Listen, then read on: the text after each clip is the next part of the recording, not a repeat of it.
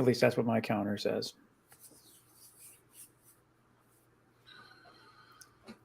So this is where the magic happens.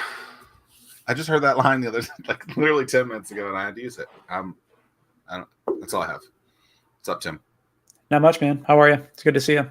I'm well. What do you think about people in December, in the holiday season, kind of just being like, we'll wait till next year? What are your general thoughts on that? Or you can't do business in December type of thing, like, oh, you gotta that type. I don't know. I'm just always of the start the habit early, start it now. It's just once you start putting things off, it's just super easy to continue to push things off. But to each their own. How about you? Well, I was going to use the statistic that I learned from Jim White Fitness a few years ago that said he gets all his business within a 45-day span, basically, or traditional gyms do. Maybe someone like he doesn't, but 45 days, that's where they get all their business. And so they have to be like super, super onto it. Right. I tend to think that when people are, on vacation or whatever, that's a good time to swoop in and do a lot of other work. So, yeah, I mean, like, now that you bring it up, now would be the time. Like if you were strictly talking about physical fitness or whatnot, now would be the time to like start to ease yourself into it, so that then to avoid you going in on January 1st or January 2nd and then leaving, and the next day you're so sore that you can't even move, and then never going back again. So now is the time to like start stretching and easing yourself into it. But and the gym won't be as busy for the next 15 days or so. Yeah. So, but the same is true with business as well, right? Absolutely. With that being said, the end of the year is coming upon us. We are delighted to have Jolie Spiers with us today. What is the exact title that you have? Because it's like a 17 portion part, isn't it? It's like yeah, well, the Executive Director of the Hampton Roads Small Business Development Center and Vice President. I think I even have like a nice Vice President title with the Hampton Roads Chamber. They're our host. The SBDC has been around for about 30 years or so here in Hampton Roads, and every SBDC across the state has a fiscal host. There's 29 different centers. So in Hampton Roads, our fiscal host has always been the Hampton Roads Chamber, and they do so much for us. It's really incredible the level of support we receive from them. And then I should also say, Virginia Peninsula Community College has also always been a partner with us. They have space for our offices on the peninsula over there too. So shout out to VPCC and the HRC.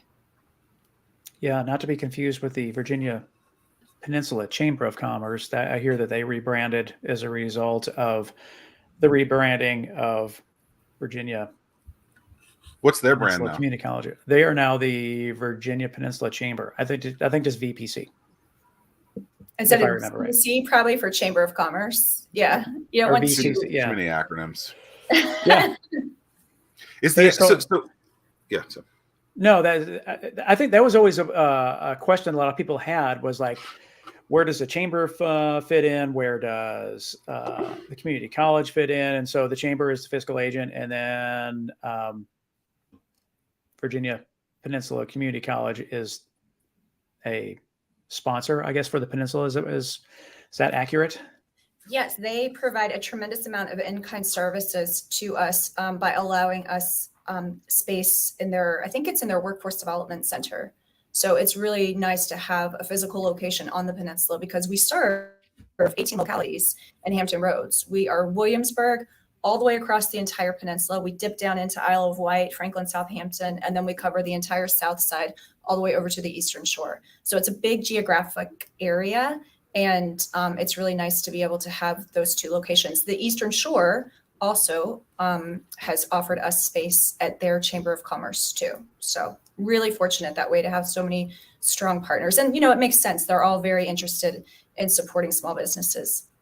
Is the SBDC a national thing as well? We are. Yeah, it's a national program. We're funded by the SBA in part. We're part of the Virginia SBDC, and that, again, is 29 different centers. The host for the Virginia SBDC is George Mason University. So the SBA funding that our office receives comes through George Mason University, and the SBA requires a 1-to-1 match. So we are matched by the localities that we serve. And we're really fortunate to have that support as well. It's interesting. As you're describing this, I'm like, wow, life is always really tough when you have one or two bosses. But I'm trying to count how many bosses you have. You have 18 with the localities, then you have the chamber, then you have Brian the Stevens SBDC. Brian Stevens is my official boss. That's who I report to. Brian Stevens, the CEO of the chamber. But then I have a dotted line to a woman named Jody Keenan, who runs Virginia's SBDC too. So it's a lot of cooks in the kitchen. That's interesting. I always thought it was just Jody, not Brian. So that's interesting. I've already 7 minutes in. I've already learned something today. There you go. So from a business perspective, obviously we talk with a lot of business owners, people maybe even thinking about starting a business. Why should someone who's listening that owns a business, is thinking about starting a business, maybe works for a business, what does the SBDC offer that is something that they should, start to jump on? Yeah, that's a great question, because we offer so much, to be quite honest, and we help businesses at every stage of their life cycle. So a lot of folks come to us in that sort of ideation phase. They haven't started a business, but they've always had a little bit of an entrepreneurial spirit, or they've watched friends and family do it, and they think, hey, this is something that I could do too. I love to cook. I love to work on cars. I'm really passionate about craft brewing. So maybe I would want to think about putting a business together around that. That's a great time to come to us, because we can help you with some foundational things that will get you off to a really strong start, help you with considerations that you might not otherwise have thought of before you're knee deep into a business and you're like, wait a second, who are my customers? If you've recently started a business, a lot of that is fast and furious. Maybe you were running around trying to get your EIN number and register with your local, city office to have a business license in your city, but you didn't really think about your website. So that's something that we could come in and layer some support around. Okay, you're getting started. What are some important considerations to give you a good foundation? Let's say you've been running your business for 5 years. You're doing really, really well, but it's time to expand and grow. Well, we can offer some resources around that too. And then, hey, you've been in business for 20 years. You're ready to go to Tahiti and retire and enjoy the fruits of your labor. Well, let's talk about an exit strategy, succession plan. We can help you evaluate your business if you're thinking about selling. So, we can be a great resource at all stages of a business's life cycle. Tahiti sounds fun. Especially today. It's so gray outside. Yeah, one thing that's really like a backstory that we haven't really touched on yet that is worth mentioning is that, gosh, when everything closed down due to COVID back in 2020, the SBDC was a big part in the start of this show. And Zack and I, we just had this idea that businesses still need a platform. People still need to communicate. They need to learn. They need to showcase themselves and what they're doing. So the SBDC was a really, really big part in starting the show. Now we're 136 episodes. 138 episodes into it, and it's still being broadcast on the SBDC Facebook page. I don't know if that's actually true. I think it's true that it's 138 episodes. But I just happen to be looking at something that says 138, so I'm assuming it was right. I don't know. Andrew, am I right? 138? Yeah, there yes, you go. This is 138. Well, so we've done more than we thought. I think it's a great resource, and I don't know if I've shared this with either one of y'all, but when I was looking into the position, the position was open in the start of this year, and I knew I wanted to relocate to Hampton Roads, and I was, checking out some different options, and I loved everything that I saw about the SBDC. I looked at a lot of your podcast episodes just to kind of get a feel for what the small business community was like in Hampton Roads, and it was a great resource for me. So thanks so much for your help. Yeah, that's great. I enjoy feedback like that. I mean, I don't know how many times I've run into people that I'll see them on the streets downtown Norfolk at an event or something like that. They're like, oh, thanks for having me on the show. I was just in Northern Virginia and I ran into somebody and they said that they saw me on the Fervent Four Show, and just the reach and longevity of everything is really cool to hear that kind of stuff. What I'm curious about how you formulate, or how the team is formulated. You rattle off, there's so many different services. Is that because there's so many different or you have different members of the team that specialize in different areas, or is it because you can reach out to all the different SBDC offices across Virginia and beyond, or is it a combination of both? Yeah, I do think it's a little bit of both. So y'all know this as well as anybody. Pre-pandemic, I don't think that we would have thought about using Zoom or using any of these sort of virtual platforms to do training. It all felt kind of impersonal and too techy, and nobody wanted to figure out how to download the software or whatever. It was just like, we wanted to do everything in person. And, you know, the pandemic really forced our hand on that and required a lot of us to jump into, you know, the 21st century and get hip with the technology. You know, Zoom is ubiquitous now. We use it all the time. And so a great thing about being part of the Virginia SBDC network is, again, 29 centers. They're all offering amazing content, and they have subject matter experts that we don't have here in Hampton Roads. And so it's really great that they're keeping that content in a virtual platform because you can plug into it at any point. There's less on-demand seminars, but there are a couple of them that you can watch at any time. Most of them are live though. So I love throwing that out there as a resource for folks. You know, we've got other centers that do like figure out your WordPress website, other centers that are helping you build out a social media calendar for the holidays. You know, how do you get all those posts in place to get people excited and informed about your product as they're looking for last minute Christmas stocking stuffers and, you know, Hanukkah gifts and everything else that's happening. So that's not necessarily content that we're putting out in seminars. It's probably stuff we talk one-on-one with our clients about, but I just love that as a resource. And then our advisors here, you know, y'all know you've been advisors for the SBDC. We try to get a mix of folks with various subject matter expertise and backgrounds. I would really highlight Bill Holleran. He's one of our senior business advisors.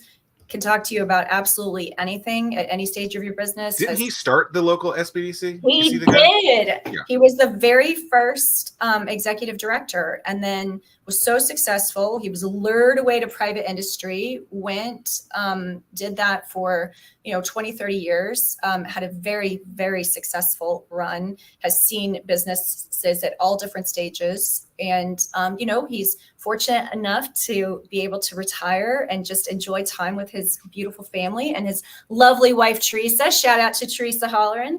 And he works with us as an advisor because he's so passionate about economic development and the idea that small businesses are what create economic development for a community. And I think that is the reason that the SBDC is so valuable. And it's why I love being a part of it too, because the impact that it makes on the community. Yeah. So if you were to look back at 2020, if you were to look back in Tim and I's conversations in 2020, we said this a lot. We've seen 7 years worth of growth in like 3 months. And a lot of that has to do with the online stuff where people are now doing stuff on Zoom instead of in person. If you think about how much time was quote unquote wasted by traveling to a business instead of just hopping on a Zoom call and stuff like that, it's very interesting to see, because we haven't talked about this in a long time. We used to talk about it a lot because I guess it was fresh in our minds, but now we've just adopted these things. Like you said, Zoom is just the norm. Getting on something like this is just the norm. Is that something? And I know you weren't at the SBDC at the time that the pandemic specifically happened, but were you seeing it in your other careers? Like, what were you guys trying to go online before the pandemic? Like, it seemed like it was such a no-brainer to do something like make everything online, yet not everyone was really jumping on board.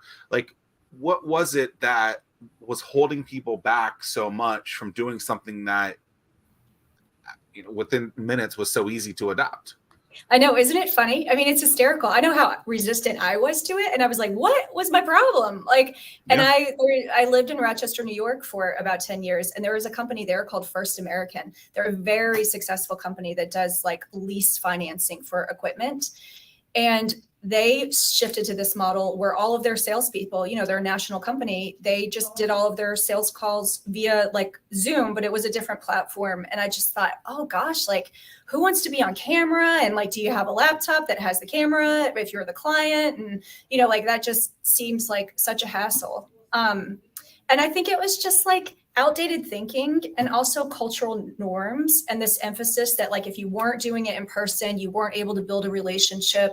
And I think we've just proven that that's not the case. And so while many people, myself included, enjoy going back to in-person programming, in-person meetings, gosh, I don't think we're ever going to let go of the convenience of having this virtual connection, because like you said, it is, look, we're all right here. We didn't have to get in our cars in the rain this morning, go to a studio, we can just do it so easily. You know what's funny about that aspect of it? So Tim and I did the Mighty Dream Forum. We did a couple interviews there a couple weeks ago. And this way is super easy for us to record because we all have the equipment. But it was actually somewhat stressful trying to figure out how we were going to record stuff on a stage in front of people, because I remember early on, maybe in August, I was like, okay, well, I'm going to have to call my photographer friends. We're going to have to get them to record. We're going to have to get clearance, yada, yada, yada. I mean, it's that was so funny. Super stressful. And the crazy thing, and we put all these things in place to make sure that we were able to record the sound and everything else. And then it turned out everything that we had put in place failed.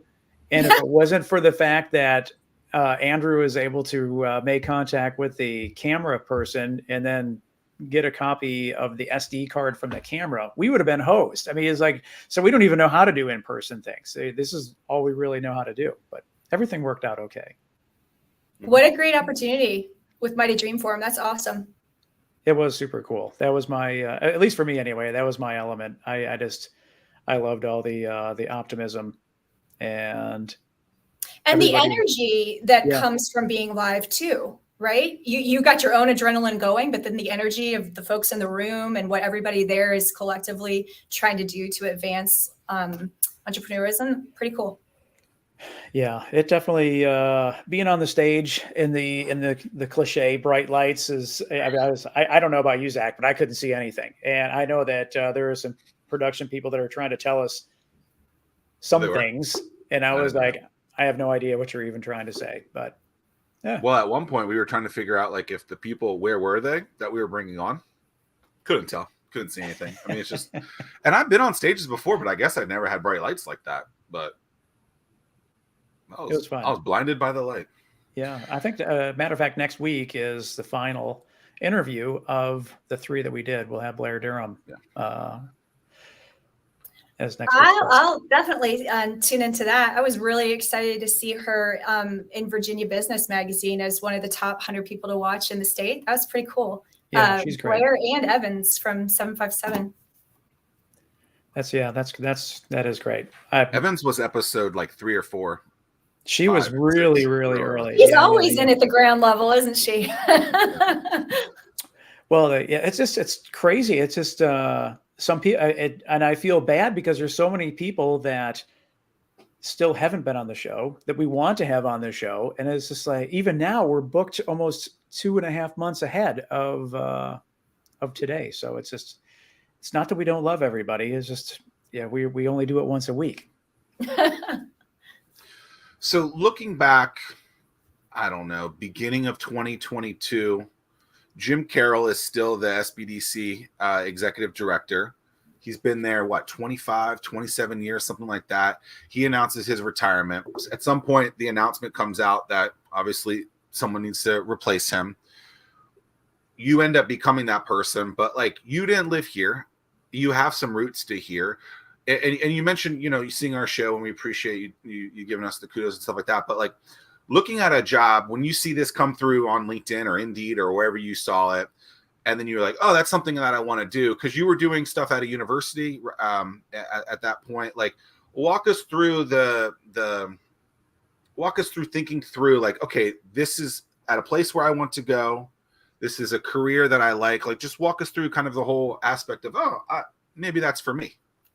Yeah, I knew I wanted to return to Hampton Roads. As you alluded to, Zach, I spent time here as a kid. I went to middle school and high school in Hampton, Virginia, and Hampton Roads has just always felt so much like home to me. My sister and her husband came back to the area about 18 months ago, and when they did, I thought, oh my gosh, what have I been waiting for? Like, why didn't I think of that sooner? So I was looking around at opportunities in the region. I knew that I wanted to make a move very deliberately, and I didn't want to just find a place to land. I wanted to find a place where I was excited about the mission, excited about the work, excited about the impact. I also was really specific about wanting to have a regional role, because even though I grew up in Hampton, I've always thought of Hampton Roads as one big place. Like my friends and I would run over to Busch Gardens and for the summer in Colonial Williamsburg, or have, lunch at the Trellis. And we always thought we were so grown up. I would come over to the Boathouse and go to concerts in Norfolk. And, when I say that, people are like, Trellis and Boathouse, those haven't been here for decades. You're really showing your age, but those were great small businesses. And so I, wanted to be able to work in a role that would allow me to have that regional influence and the ability to work with so many regional partners. And so, I did see the position on LinkedIn through the Hampton Roads Alliance, actually. And Jim had offered for folks who wanted to know more about the position to reach out to him, and he would sit down and have a conversation, a little informational interview. So I did that. We had a great conversation. It was really exciting to talk with him and hear more about the SBDC and the work that he had done with his team to help small businesses. And again, the impact that small businesses have in our community. So, that was the first step. I started going through the interview process. I got to meet more people. I got to meet Brian. I got to meet Jody, other folks that were involved with the Chamber of Small Business Owners. And just, every step of the way, it was confirmed for me that this is a special opportunity and a place that I could see myself for a long time. And so I feel really fortunate that it all worked out. Yeah, that's, I'm thinking, I say this in a very lighthearted way. I was just like, gosh, I wonder if Jim mentioned the fact that Jolie is going to have 20 bosses, if provided that she gets the, was that mentioned? Was it just, I forgot to mention that, but. Yeah, I don't know that we did get into that level of detail, but having worked in the past with boards of directors, you always have so many people that are stakeholders and feel very strongly about directions and the type of work that should be getting done. I would say for the most part, the localities that we serve, they're just so excited to have a resource for small business and a place that folks that are coming into their doors that are interested in opening businesses or growing and expanding businesses in their region. Just having the resource, I think, is such a benefit that for the most part, I wouldn't even say for the most part, I would say exclusively, they're so supportive. And so that makes it easy. It is really a tremendous resource for sure. When you think about kind of like a sports analogy and the CEO of a sports team being either, I don't know, the head coach that's been there for a while, maybe the quarterback, the number one player, the Michael Jordans of the world. And let's say that's the Jim Carroll that's been there. And then now there's this new person that's come in that might have a little bit of a new swagger to it, a little different way of doing it, a little bit different of innovation. Where were you in that world of, okay, I'm coming in, I'm following a legend. And now I have a guy who's been there for 25 years. I don't know if Jim's listening, he's gonna be like, wow, thank you for calling me a legend. That's great. But there's a lot that goes with that. If it was Steve Jobs at Apple, now Tim Cook, being the new person that no one knows after someone being there for 25. I mean, I think you could say the Hampton Roads Small Business Development Center is Jim Carroll, and those words are synonymous. Now Jim's not there. Now it's you, Jolie. What was that like emotionally? How to get through that? Because I think from a CEO to a CEO perspective, that's something that can be powerful for you to be helping those business through. What was that ever in your mind? Like, oh my gosh, I'm taking over this position from someone that's been there for so long. How do you start integrating the stuff that you want to do that might not have been what he had done? How does that all come to fruition? Sure. I mean, absolutely is a huge consideration. And Jim is a legend in the small business community. I mean, everybody knows him across Hampton Roads. And something that he did that was wonderful and really speaks to the type of person that he is we had a whole month together where we overlapped. And he's got that military background. He's transitioned roles before, transitioned commands. And he took that approach to this position and put together a very comprehensive schedule where the two of us went to every single locality that we serve. And we met with the economic development folks there. He also sat down and introduced me to a ton of partners. So we ran the roads for a solid month. We talked about cramming 30 years of his experience into 30 days. And I think those very warm personal introductions and handoffs that he did in person with the stakeholders for the SBDC made a huge difference. So I think that's one thing that just made it a lot easier. And I was, again, really fortunate to have someone with Jim's perspective and leadership that put a plan like that together, made a big difference. Yeah, I remember seeing that itinerary. We were getting emails for months before. And it just I was like, there's a lot of movement. I was tired just looking at it. I was like, oh my gosh. But I mean, one thing though that really must have made things much easier, not that anything is easy, especially your position, is that the team that is centered around you. I mean, they are extremely passionate team members that will do anything and everything they can to help out the clients in which they're meeting. That has always been really impressive to me. You're absolutely right about that, Tim. And you and Zack have been members of that team. Mike Austin, retired SBA lender who knows everything that you want to know about SBA products and just in general lending. Lauren Small, who works in early childhood development, and her colleague, Virginia. Deborah Farley, who is over at the Peninsula office and has been there as long as Jim had as our center's assistant director. So yeah, a huge team of people that, again, like you said, passionate about small business. They're here because they want to help small businesses succeed, and they're entrepreneurs themselves, like the two of y'all are. So I think more than anything, yes, the team. And for those that aren't aware, I mean, it truly does extend statewide in terms of you all have a whole email distribution list in terms of, hey, it took me forever to even understand what that acronym was. I have a client. Is that right? IHAC? You might be telling me something I don't know. I don't think I've understood what that stood for either. So thanks for that. Yeah, you can put out any question within y'all in your acronym. What is with this area in acronyms? Hey, I didn't make this stuff up. It took me forever to figure it out. I didn't know that. I was like, well, acronyms run this town. Yes. Yeah, so there's IHAC, and you can put a question in there.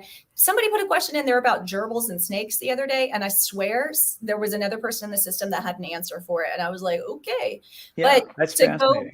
To go like, more do with snakes eat gerbils? Yes, they do. There was like some business they were working with that had to do with like frozen gerbils as a sort. I don't know. It was weird, but somebody knew. Somebody had the answer. But let's like keep the acronym theme going for just a little while longer. The SBDC in Virginia also has ICAP. I wanted to bring that up as well. Yeah. Yes. Let's see. I don't know if I'll get the acronym right. Innovative commercialization, but for people that want to do production and possibilities, I should know what it is, but Josh Green, don't be mad at us. I know. Sorry, Josh. But it's our tech commercialization arm of SBDC. And so we've got mentors. There's ICAP mentors throughout the state. We're lucky that we have two here in Hampton Roads, Marty Kazabowski and William McFeet.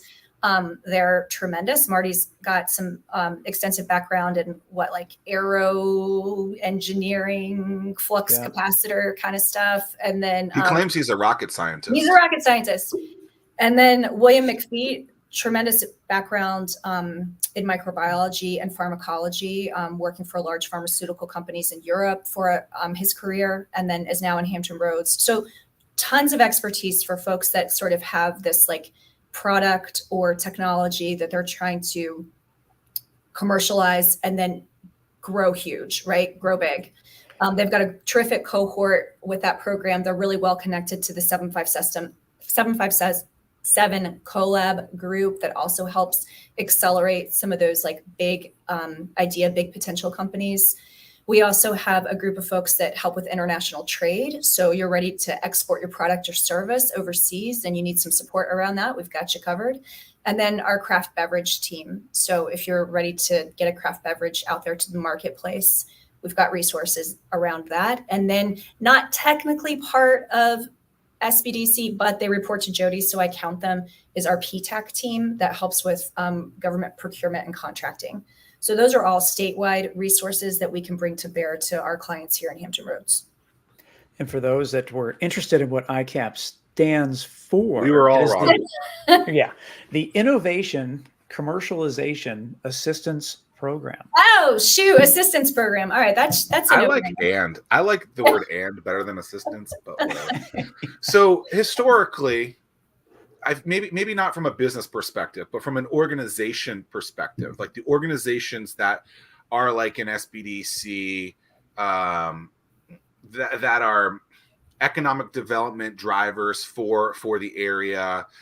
A lot of them do similar things, but don't play well and play nice together. You just mentioned some things that are associated with the SBDC and some things that aren't, and they seem to be playing well together. Like, as someone coming in trying to just help the businesses, what are you doing to just be like, hey, like, I know you do this thing, and that's great. We also do this thing, also great. And instead of butting heads, you help each other. How do those conversations go so that you can actually help the businesses and not just battle each other? Because historically, I think there was a lot of battling between organizations. Yeah, I've definitely heard that. It's not been my personal experience so far. I think That's good.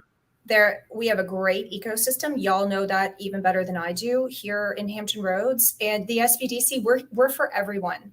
So when clients come to us, if I have veteran clients, I tell them all day, every day, we'll be a resource for you from now until forever.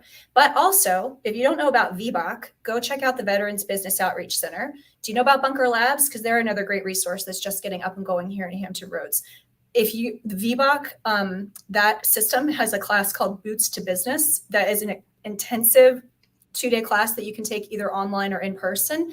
Every veteran or active duty military member or spouse of veterans, or spouse of active duty. I mean, that's a whole separate category of amazing entrepreneurs. Like, go to Boots to Business. I mean, we've got resources that can help you too, but why not take advantage of that amazing resource? You're a small business that has an idea that you're trying to grow. Hey, and you're on the peninsula, go to Start Peninsula and go through that pitch competition. That's only going to make you stronger, get access to other mentors. You want to go through an accelerator program over here on the south side, check out Black Brand, see what Norfolk State's Innovation Center is doing. I mean, I'm only listing like a handful of them. There's so many more, but I think it's important, like, to help our people coming through our door to know that they're part of a bigger picture. There's a ton of folks just like us that are willing, able, enthusiastic to help. You know, I might resonate with some clients around marketing, but then they need to get extra financial help. Well, I'd send them to Bill Holleran in that case. But I mean, there's other folks that do specific aspects of this kind of thing really, really well. And, you know, go experience, enjoy, learn, you know, what's BizWheel, that amazing event that y'all had over at the Hive with Drone Up. That was so cool. I mean, every entrepreneur should get involved in an opportunity like that, just to connect with other folks, see what's going on in the region, talk to like-minded individuals, be around other people that are trying to dream big and bring something to life. I mean, we can't do all of that at the SBDC. Yeah, I mean, it's great to hear your take on it. I guess Zach and I have been in it for so long, and I'm optimistic in the sense of, I think that we have turned a corner, and that things are, that there's some new blood, and that everyone is working together. I mean, the thing that I tell everybody is, if we all focus on making the pie bigger, then everyone's slice naturally gets bigger. So let's focus on the pie. Let's not necessarily focus on your individual slice. I agree with that. And I wish, like, the region, well, let me be diplomatic about how I say this. I would not want it to come across the wrong way, but thinking about the region, when you try to be everything to everyone, then you just kind of are so diluted. And I would almost say vanilla, except vanilla is actually my favorite flavor, but like not, and I think about the localities this way, like, you don't have to offer everything as a locality. Like, look at Norfolk. We've got such a cool, natural, authentic, urban downtown environment that looks like a city, right? And so, like, Norfolk, I think owning that sort of like city experience and building out a really great like city experience for our visitors, the people that are getting off these Carnival cruise ships, like give them a downtown urban vibe that they can feel like sophisticated in and have their cocktails and have their cool shopping experience. Then go to Virginia Beach for like the awesome 17th Street, Virginia Beach, kind of ocean surf vibe and do that there. Go over to Hampton for a kind of like nice city on the water experience and all of their little cute shops. Get over to Williamsburg and James City and Yorktown for such a historic experience. And I think that if we positioned the region that way and everyone just kind of focused on what they do best and owned that identity, it would only be good for everybody, because you can get everything that you want here. We don't all have to try to do everything for everybody, right? Like, that's right. I know I only have so much time in the day, and I won't even pretend to try to do. It's like I know what I do well, and I stick to that. And then introductions, passing people to the right people it's best use of my time, and it's best outcome for the people that we're working with as well. Mm-hmm. Because you can't I can be the best small business development advisor that I can be, but I'm not going to know about taxes and how to do all your financial projections and be a whiz at SEO marketing and build your website from scratch and talk about branding with you and be your human resources expert. I know a little bit about all of those things, but I'm going to direct you to the marketing gurus. I'm going to direct you to the HR people, even if that means that it's a consultant that you might be working with. Like at a certain point, like in a small business, you are going to have to get that team of professionals and paid advisors underneath your belt. But you have access to those individuals of those different, traits of a business, if you will, features of a business, aspects of a business that you can refer someone to help in that aspect. You don't have to be the Jack or Jill of everything. It's just like let an accountant be good at taxes. Exactly. Right? Exactly. Yeah. With that, I was just curious about the customer journey. So if someone goes to HRSBDC.org and they were seeking counseling, can you take us through that journey as far as do they start at the website, and then how does it determine what counselor gets them? Is that geography based, or now that we're in this Zoom world, is that based on the skill set in which the target area what that person is seeking counseling in? I would love to hear more about that. Those are all things that we're thinking about as a center right now, kind of like working your question in reverse. In the past, we were very geographic based, and that's because a lot of our clients had visits with us in person in our office. Now that we're able to do a lot of that virtually, and I think our clients like it because they're busy entrepreneurs, busy business owners, or they're working a full-time job and trying to launch a small business on the side. Everybody's time is just at a premium. And so being able to just Zoom into a meeting can be a lot more convenient and can happen quicker for our clients than necessarily having them come in person, although we are definitely open to in-person visits as well. But our advisors now aren't constrained by geography so much anymore. So we are looking more at like subject matter expertise, but also capacity.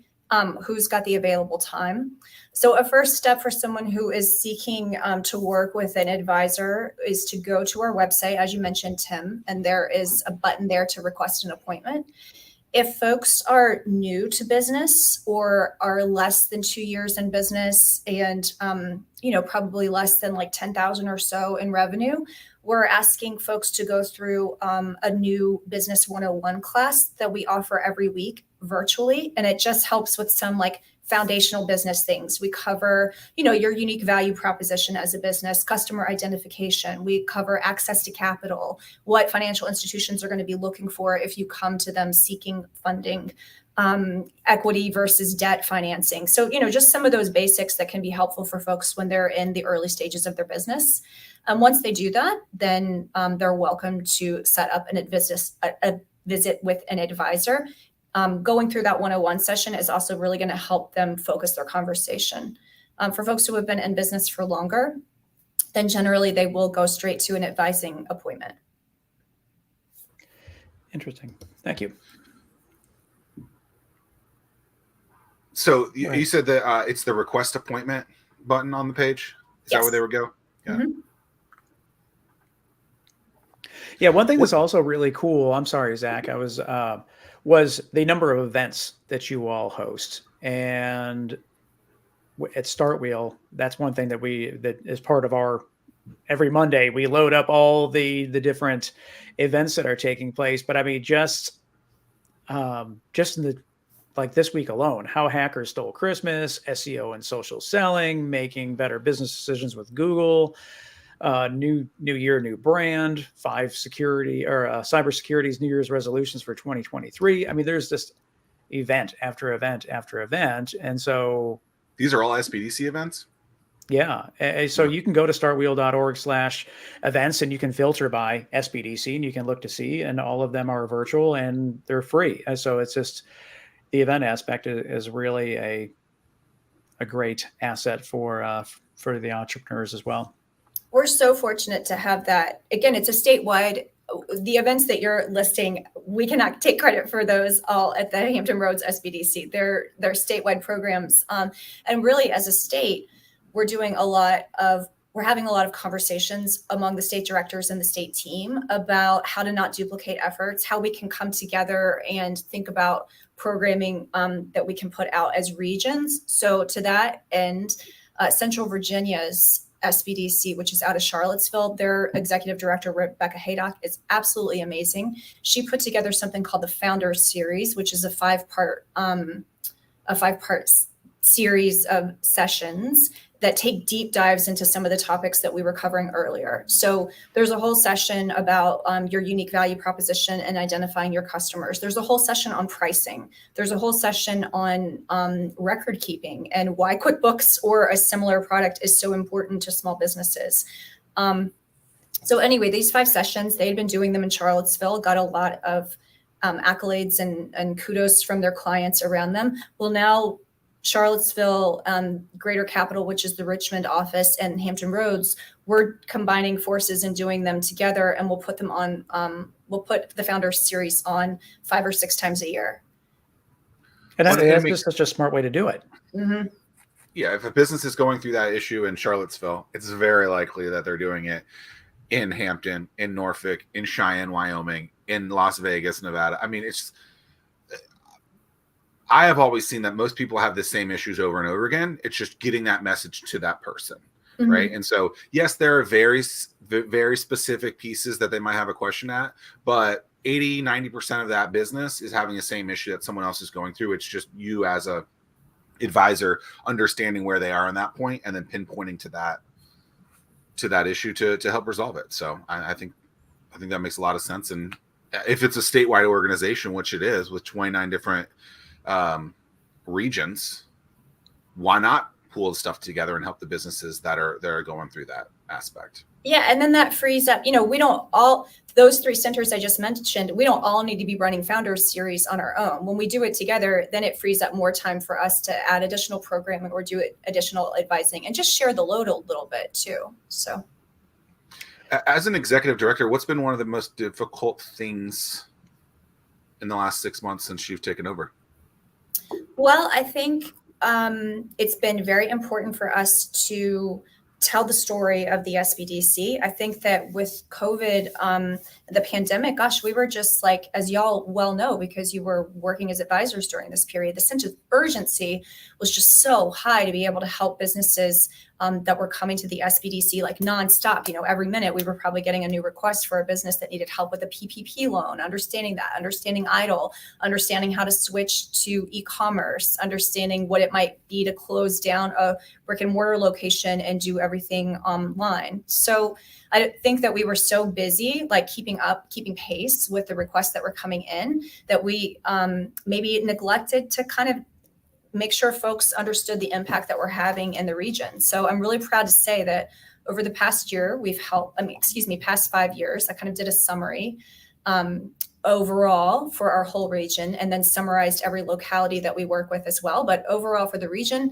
we helped 32 clients. So that's 32 businesses over the past 5 years. Those 32 businesses have created 1,000 jobs, retained more than 2,000 jobs, 100 businesses have been started as a result of that work. And we've helped businesses with more than 50 million in capital formation. Now that capital formation number of 50 million, the business starts and the jobs created and retained, those figures are based on client surveys, and that's a 15% survey response. So I just threw a ton of numbers out there, but what I'm trying to say is that doesn't even measure the full impact of our work. But even those numbers let you see that the value of business advising to small business clients makes a huge difference in the success of their business. So I think just being able to like share that story with the community, share that story with our localities has been a huge opportunity for us over the past. I'm sure that probably the most popular question that you are asked and you don't have an answer for because it's not your wheelhouse. What do you tell people when they contact you, they go to the website, request an appointment, and they ask, I need funding? What is your response to that question? We, of course, as y'all know, have a ton of requests around funding. I think that the important considerations there are, well, how much funding do you need?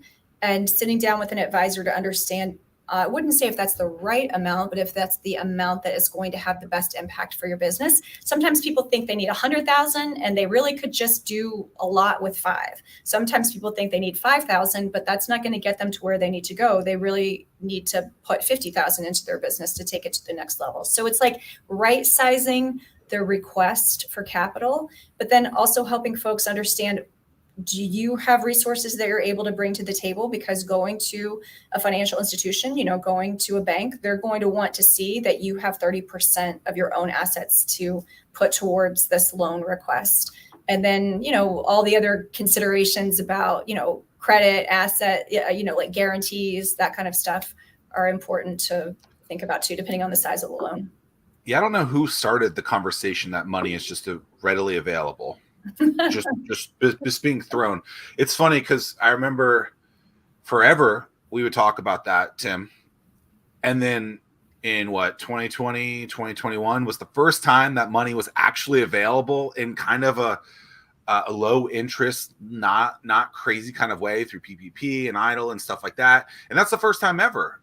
And I think historically people just think that, if I want to start a business, I can go to an SBDC, I can go to my local city, and they're going to give me a check for $4 million just because.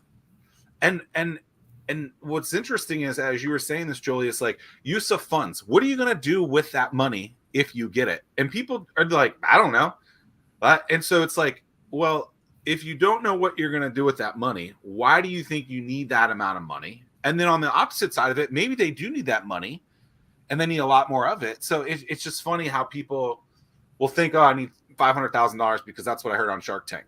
But I have no idea what I'm going to use that money for, where I could put it, what something costs, yada, yada, yada. It's almost comical that people just arbitrarily throw a number out of a hat and they're like, yeah, that's the number. That's what I think I need. And I have no reason to know why. I think, a good analogy for this, I think people they're so emotionally invested in their business that it is very hard to take a business approach to it, right? They've got so much blood, sweat, tears, passion, probably it's their baby, and they can't see the baby objectively. And so coming to an SBDC or another, business resource where someone can look at your baby objectively and say, okay, you have this great concept for a restaurant, a brick and mortar restaurant is going to cost you $200,000. Do you have, 50,000 of your own funds or that you can borrow from friends and family to make this investment?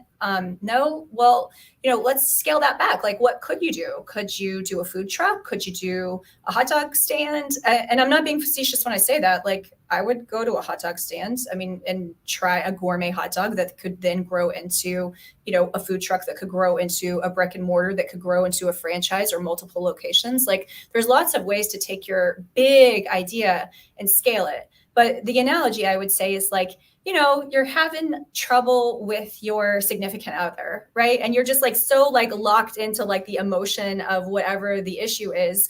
And then you go talk to your best friend or your mother or a little bit more of a neutral party, and they can give you advice that you can't give yourself. And you know how easy it is to solve somebody else's problems. I mean, we all do that all day long, and we can do it because we've got that remove. And so that's kind of what your SBDC advisor is there to help you with. It's not that you aren't smart enough to figure it out. If it was your best friend's business, you'd be able to tell them what to do all day, every day. But when it's yours, you just don't have the perspective often that is needed.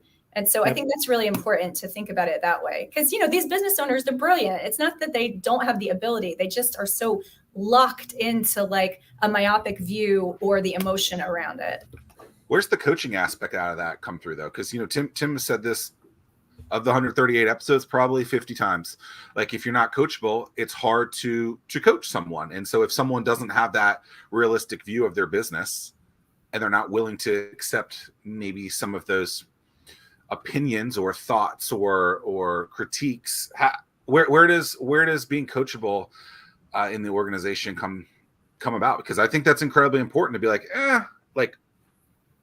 I think it's a weird scenario. Yeah, no, you raise a good point. With SBDC, like our clients are going to self-select for that. They're not going to be back for session 3, 4, and 5 if they're not coachable, because they're going to opt out of it. They're going to be hearing things they don't want to hear, or they're going to be asked to do things that they aren't prepared to do.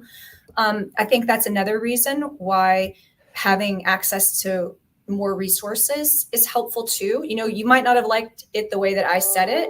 Go talk to Blair at Black Branch. She might say it in a way that really resonates with you. We're probably saying the same thing, but like she is saying it in a way that is like really clicking for you. Or, you're hearing it from Tim Ryan, right, over at Star Peninsula, and he's saying it in a way that makes sense to you. Or vice versa. You could have heard it from these other people. You come to the SBDC. It's like, oh, now I've heard it 7 times. I guess maybe there's something to it. Or like, I just had my coffee. I had my bulletproof coffee. So it's all clicking, all of the like, I'm joking because we talked about that before the show started. But apparently I looked that up before. There's brain oil that also is involved in that.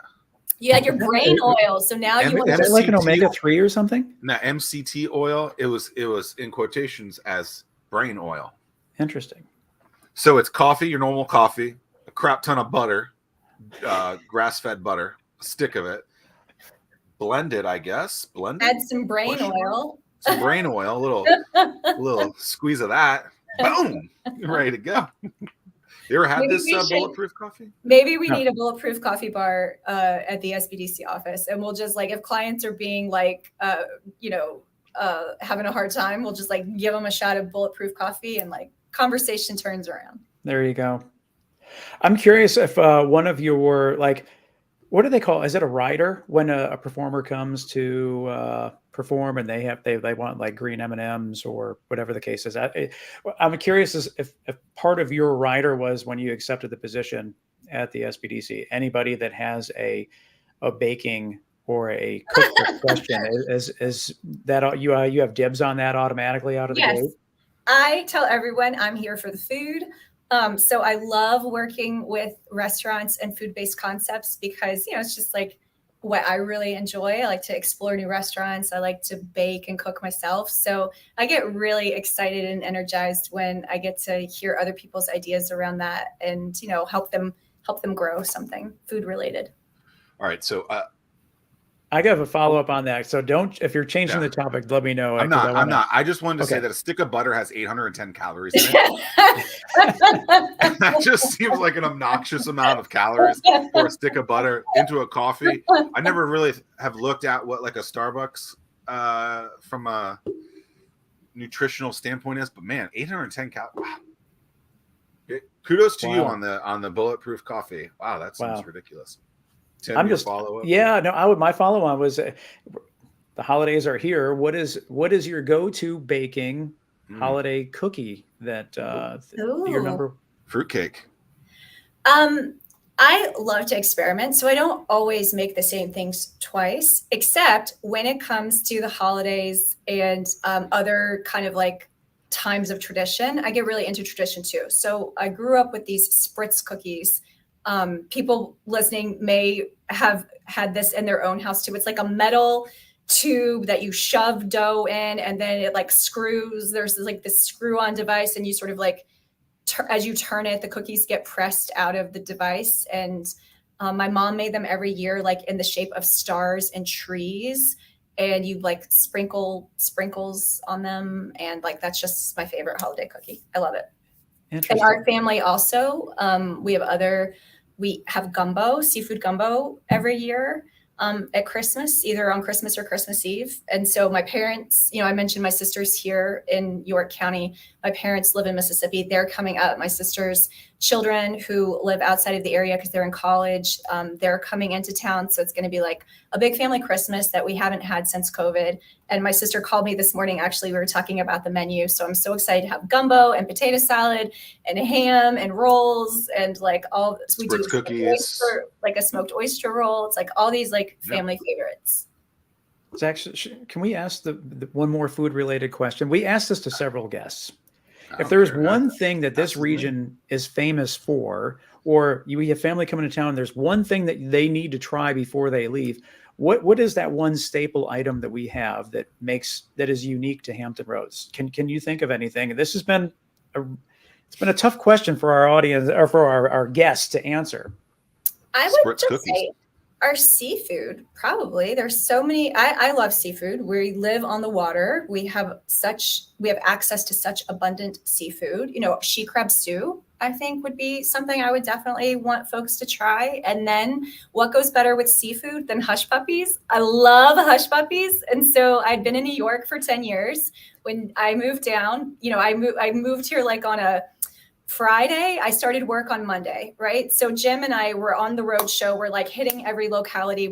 Everyone's taking us out to lunch. I ordered hush puppies everywhere we went. I was just like so excited to have them again. So I know Zach is like giving me a face that is like absolutely not. But like, how many places? No, I like hush puppies. I just don't think that's one thing that's ever popped up. And then there's like a whole crab hush puppy situation that happens in Hampton Roads that I haven't seen other places. Unfortunately, I suffer from the inability to eat the seafood that you are talking about due to an allergy. So hush puppy, there you go. That's it. I guess I'll just eat the hush puppy. Yeah. See, when I moved here, however many years ago, 15 years ago, I thought it was a barbecue place. It's not. Oh, it's not a barbecue place. There's some good barbecue. Oh gosh, what was the place? Shame on me for not remembering it. What city? Bunker Lab, when they did their thing over in Capstan. Yeah, but the guy that's buying Capstan has a barbecue food truck. Holy night. His barbecue was amazing. Wow. So good. Yeah. I feel badly. 59 minutes later and she's singing. Like I need to the barbecue. I need to Google that. I don't know if I would be able to figure out who it is because it's like terrible. I wonder if it was because Zach, your favorite barbecue place is what? Is Bubba and Frank's? Yeah. It couldn't be them. Bubba's and Frank's is good. Redwood Smoke in Ganton, Norfolk is good. Tim, we had lunch not too long ago at a good barbecue spot. What was that? Country Grill? County Grill. County Grill, good. Yeah. Anyway. Yeah, I mean, food is an interesting. I think everyone loves food. It's a community aspect. Yeah, it's a community. Together, people eat Benny's pizzas. 7 of them, I heard, not 10. So technically, I didn't lose, but I also didn't win. Yeah, I mean, I think food is a great thing. I do think that if there was a thing, an item of food that the region could latch onto, like some other places do, that could help propel some of the stuff too. That other cities do. Seafood as a general thing. What, like buffalo wings? You think we need like our own version of buffalo wings? Well, I mean, you got Philly. I think it's a branding aspect. Wings. Yeah. What could we brand as our Carolina barbecue? You said jumbo. Jumbo is a New Orleans thing, I would think, right? Beignets is also a New Orleans thing. I think you think of barbecue, brisket in Texas. I mean, there's always the debate between Detroit pizza, New York pizza. Yeah, what's the best pizza? Pizza. obviously. It's just it's a reoccurring question. It's probably one of the most commonly asked questions that we ask, and I'm just curious what your take was. So that was an interesting take. I appreciate it. Hampton Roads, home of the hush puppy.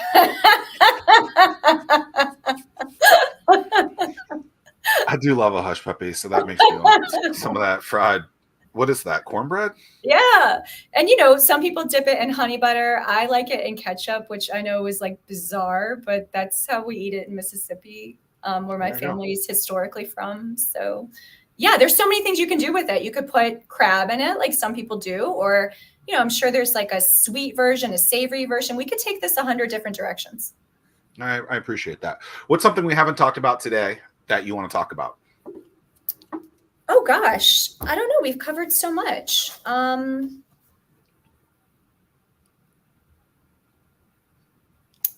That's probably the most asked question on this show. That it is. And we stole that from one of our guests who said that's how you should end a conversation. What didn't we talk about? Yeah. All right. Well, I love hush puppies and all kinds of food, but I also really like to read. And listen to podcasts. So I would love to hear your recommendations for what are you guys reading or listening to right now that could be an interesting thing to catch up on when we've got some downtime between now and the new year. My favorite book is North by Scott Jurek. It's a book about how he sped ran the Appalachian Trail. Oh, I would love. Okay, that's my dream. That's my dream, is to through hike the Appalachian Trail. So I read all the books about that. Let me write this. It's a good listen too. So it's him and his wife. His wife was his crew, and so they talk about the different aspects of it. Wait, who's the author? Scott Jurek, Jurek. Oh, you know what? Yeah. I read about him because I've read the woman who set the record for like speed running it. I've read her book. She was like National Geographic's Explorer of the Year not too long ago. She cites him. Also a name I can't remember. Anyway, all right. I like it. What have you got, Tim?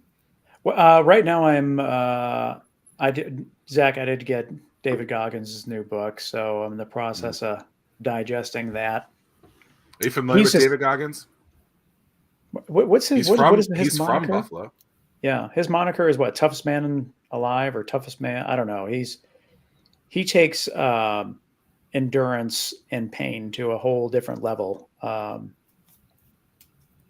He, in 2018, 2019, was the guy who was competing against Michelle Obama for 1 and 2 back and forth on books.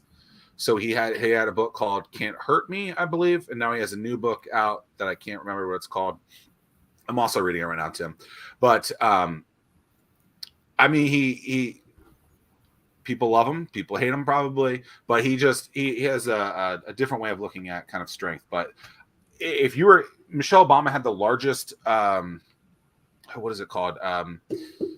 When you get when you write a book, yeah, she had the largest advance ever in the history of books, right? Something like $100 million. And her and him literally back and forth on Amazon books, 1 and 2, 1 and 2, 2 and 1. And they were just competing back and forth. And his was self-published and hers was by some big publishing house. And he had no advance, but it's. Yeah. Yeah. In terms of one thing that if you're not aware of Fathom, Jolie, fathom.fm, that is like, it's a place where you can search podcasts. So if you have any particular question, it will take you right to that clip.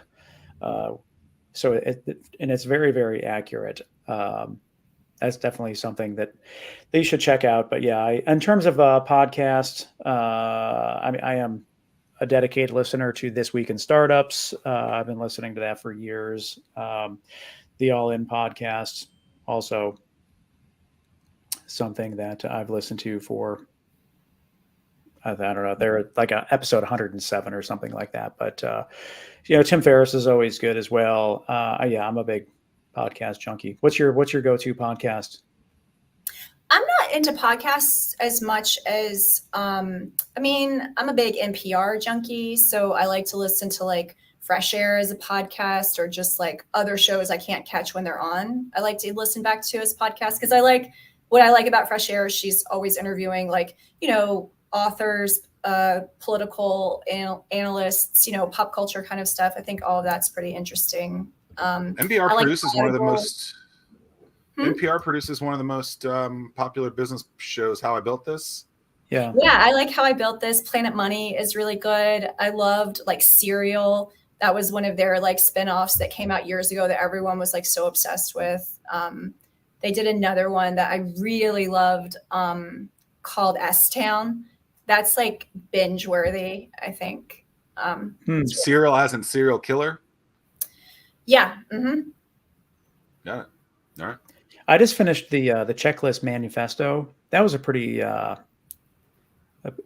eye-opening book, just in terms of like the importance of checklists and how you scale and establish a repeatable process, like things that you don't necessarily think of in terms of like when you go to have surgery or pilots, like just the checklist that they have to follow. It was really fascinating stuff, like things that you would never even think about.